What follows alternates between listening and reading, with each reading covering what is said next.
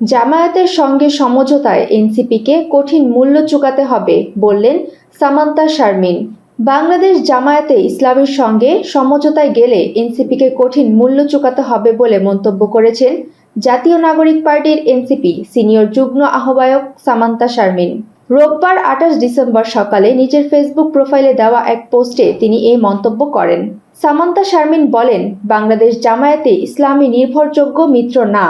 তার রাজনৈতিক অবস্থান বা দর্শন সহ কোনো সহযোগিতা বা সমঝোতায় যাওয়া এনসিপিকে কঠিন মূল্য চোকাতে হবে বলে আমি মনে করি।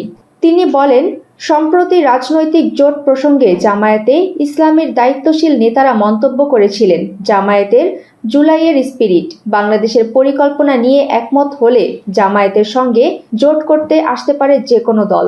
সামান্তা শারমিন আরও বলেন, জাতীয় নাগরিক পার্টি এতদিনের অবস্থান অনুযায়ী তার মূল নীতি রাষ্ট্রকল্প জামায়াত থেকে সম্পূর্ণ আলাদা।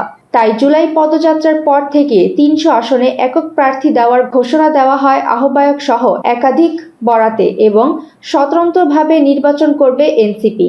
এই মর্মে সারা দেশ থেকে প্রার্থীদের আহ্বান করা হয়। সবশেষ তিনি বলেন, জামায়াতের সঙ্গে জোট করার সমস্যাসমূহ তুলে ধরা মানেই বিএনপির পক্ষে অবস্থান বোঝায় না, বরং বিভিন্ন বিষয়ে এতদিন ধরে প্রকাশিত ও নানান মহলে প্রশংসিত এনসিপির অবস্থান আমি সঠিক মনে করি ও নিজেকে এই আদর্শের সৈনিক মনে করি। বিএনপি জামায়াতের যে কোনোটির সঙ্গে জোট এনসিপির সাংগঠনিক ও রাজনৈতিক পলিসি থেকে সরে গিয়ে তৈরি হচ্ছে। সুমাইয়া ফারাজি, দৈনিক আর নিউজ।